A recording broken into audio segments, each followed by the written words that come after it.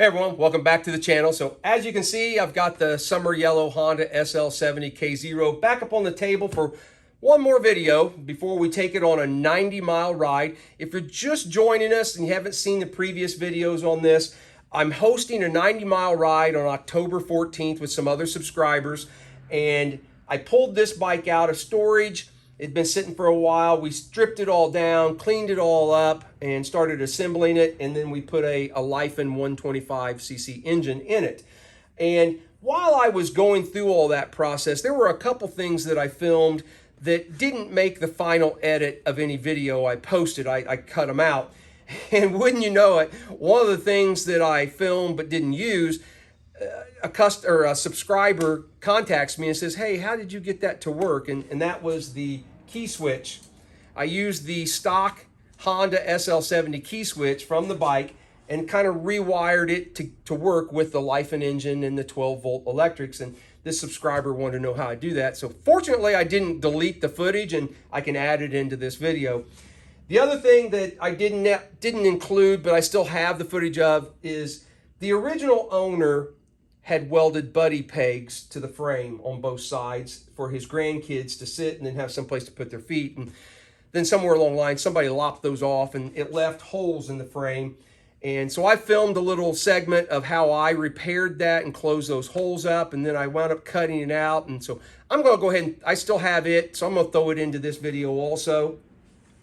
Then the last thing that I'm gonna show, I don't try and disguise the Lifen engines when I put them in a bike. I'm quite all right, everybody knowing that it's got an aftermarket engine, but I get it that some guys want to dress theirs up and make them look more like a Honda. So one of the questions I get is about the stator cover. Now this is a cover from a Honda CRF70, which is a 12-volt engine, and it basically, the Lifen is a copy of those 12-volt engines that Honda put out. And so this cover, and I don't know what year CRF70 this comes from, but I'll post a link to this in the description, but it's a direct bolt-on right onto that engine. So we're going to mount that on here too, just to kind of, I don't really need it to say Honda, but just to show other guys that it does fit. So anyway, let's bring you in. I'll show you I think we'll do this first. Let's put this on, and then I'll add the footage of the key switch and the frame repair at the end of this video. All right, guys, so got this. We're going to put this cover on, and you might hold it up there and look and okay, that bolt hole lines up, this one lines up, but uh-oh, look, this one's back farther. So fortunately, I don't know why Lifen does it, but it actually puts two threaded holes, two different ones. So this thing should just bolt right on here with no modifications whatsoever.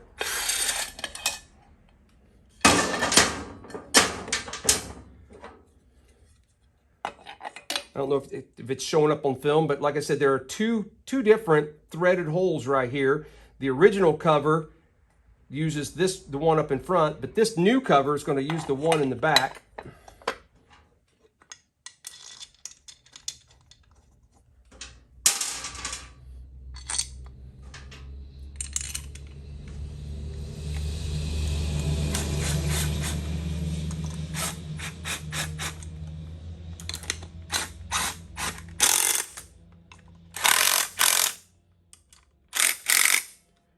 And just like that, your Lifen engine now says Honda.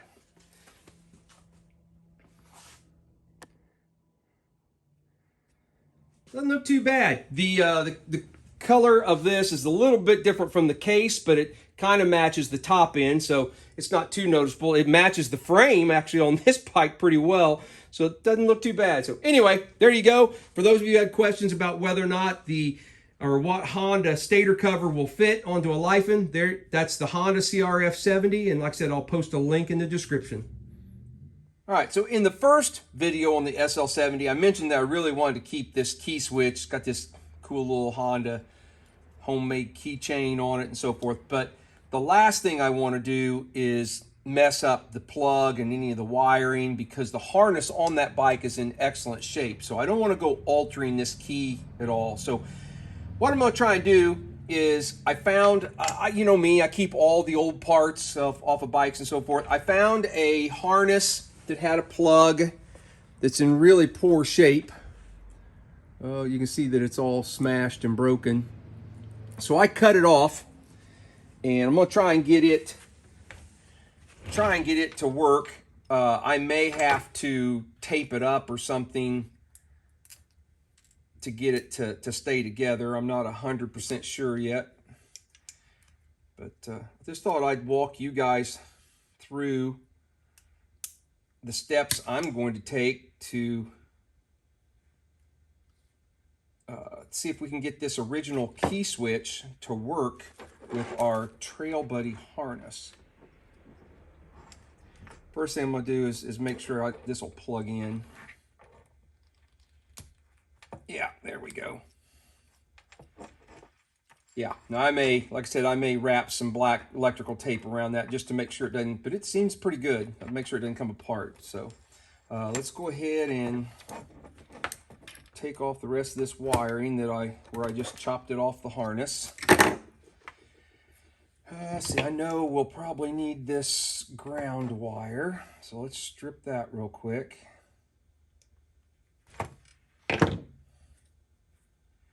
And we're going to plug it into the ground wire of the switch. Okay.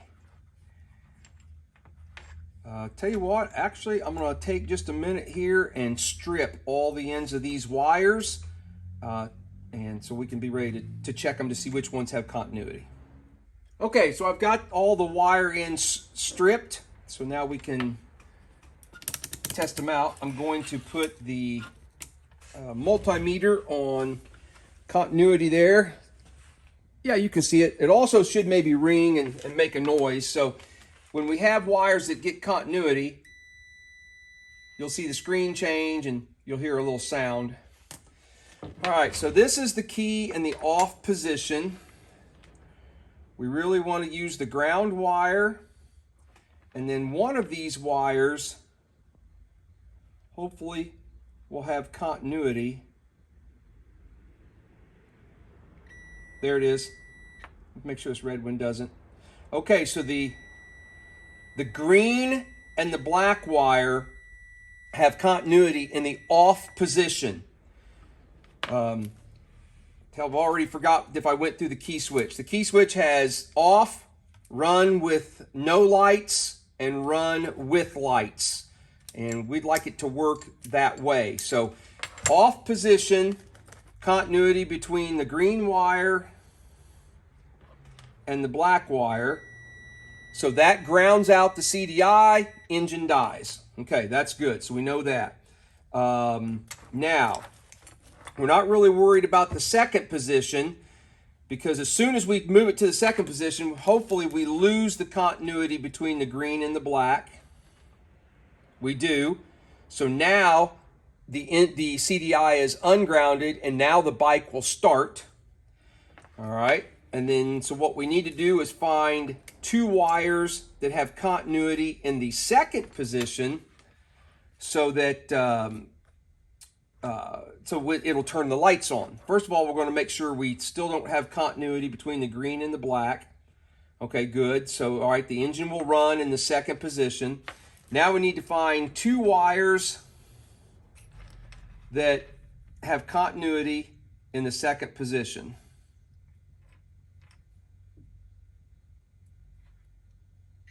There it is. So that is the red and the brown wire. And this will all make sense in just a second when I go to hook it all up. All right, the red and the brown. All right, so we need to make sure they do not have continuity in the off position, because if they do, then the lights won't shut off. Okay, they went off. Okay, awesome. So honestly, well, I'm not going to cut them off yet. All we need are the black and green will go together, and the red and the brown. All right, so that's good. Now the next thing I need to do is open up the Trail Buddy harness and figure out which end of this 4-prong plug is on the harness, so I can put the opposite end on these 4 wires. So this will then plug into the harness. So basically I'm making a little jumper to be able to plug this key switch into that Trail Buddy harness.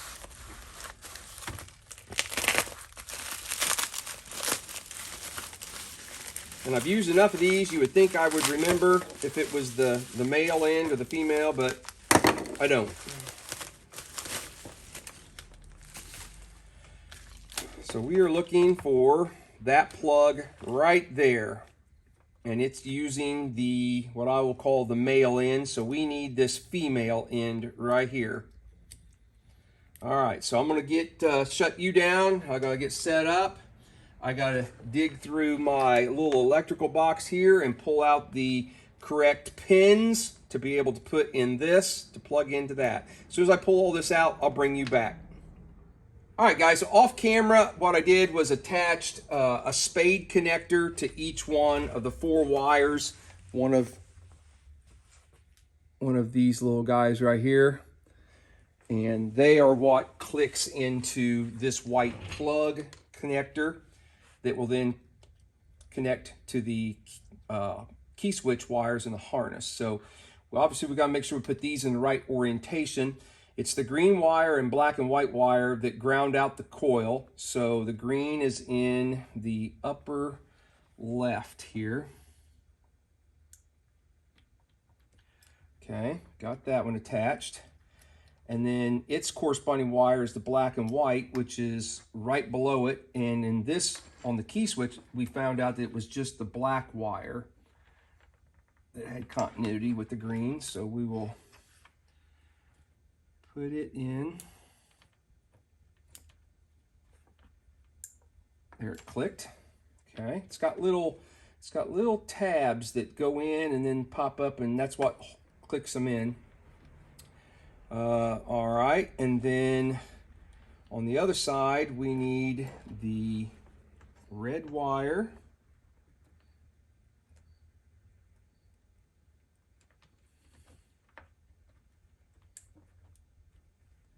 And then the brown wire will go up here on the top.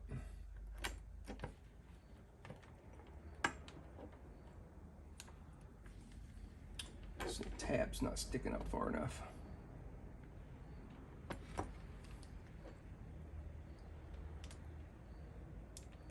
There, I heard it click.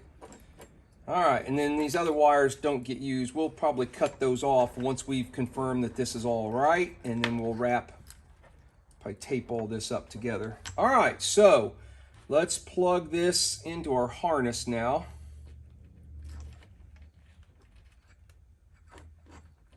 Got to get it to line all up without bending the tabs of those. There it went.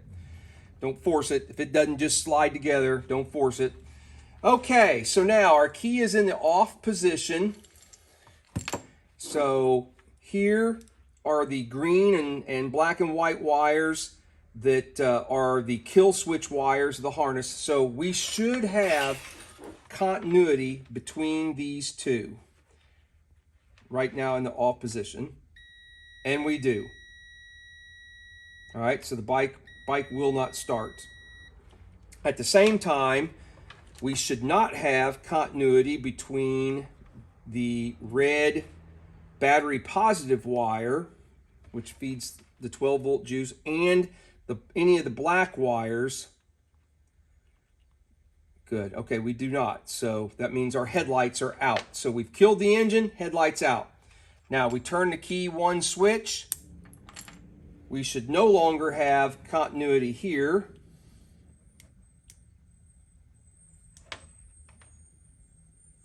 And we do not. So the bike now runs.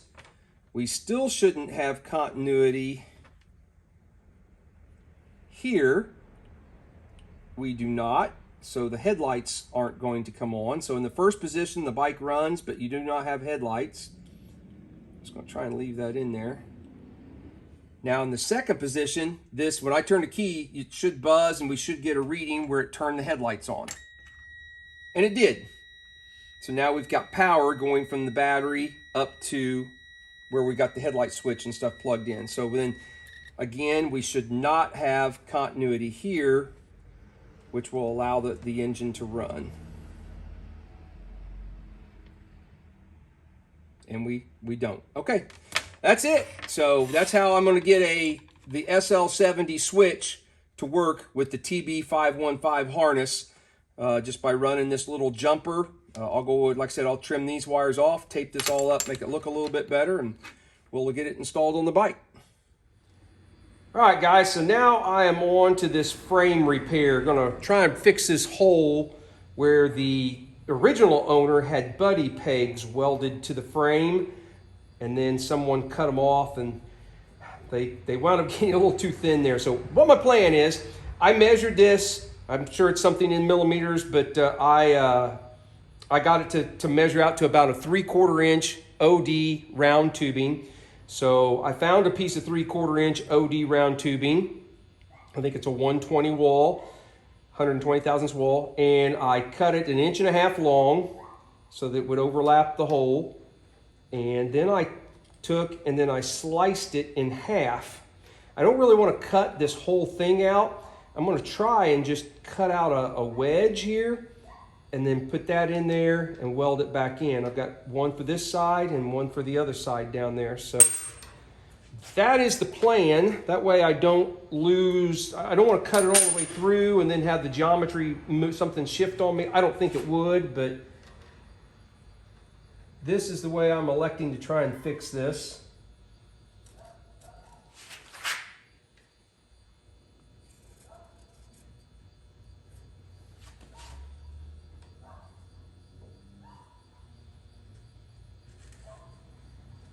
And will it look good when I'm done? Probably not. I'm not that great of a welder. Okay, so I'm going to grab a cutoff tool, one of those, and I'm gonna see if I can't get that cut out of there. All right, so that's the first attempt, the first cut. And I'm okay with my length, but I got to go deeper. This tube is, you might not be able to see it, but it's sticking up higher than the frame. So I need to come down just a little bit more, recess that down in there just a tad bit more. Okay, I think I'm kind of okay with that fit. We got a little bit of gap there at the end, which you want to get someplace for the weld to kind of flow into. So, all right, I'm gonna try and tack that in there and I'll bring you right back. Well, as the steam rolls off of it, still hot. I think it may not look the greatest in the world, but I think it's definitely gonna be stronger. Now I just need to take a flap wheel sander and see if I can't smooth some of that out. Time we throw some paint on it, it'll be good enough, but at least now I don't have this big gaping hole there that you know, makes the frame look like it's been, you know, compromised or anything. So, all right, let me get that cleaned up. We'll see what the final piece looks like. Well, not perfect. It's kind of dark back here, but in the welding shop. But hey, at least there's no big gaping hole in the side of the frame now. So I'm pretty happy with that. So now I just got to do the same thing on the other side. And then I think by the time I slap some paint on it, it'll look okay. All right, everybody. Appreciate you joining, watching, subscribing, and all that good stuff. I'm really looking forward to meeting you guys who are coming out of town for the 90-mile ride. We've got Iowa, Michigan, Indiana, Ohio, Illinois, Kentucky, Georgia. So going to be a lot of fun and looking forward to that. So anyway, I'll see everybody on the next video. Have a great day. Thanks.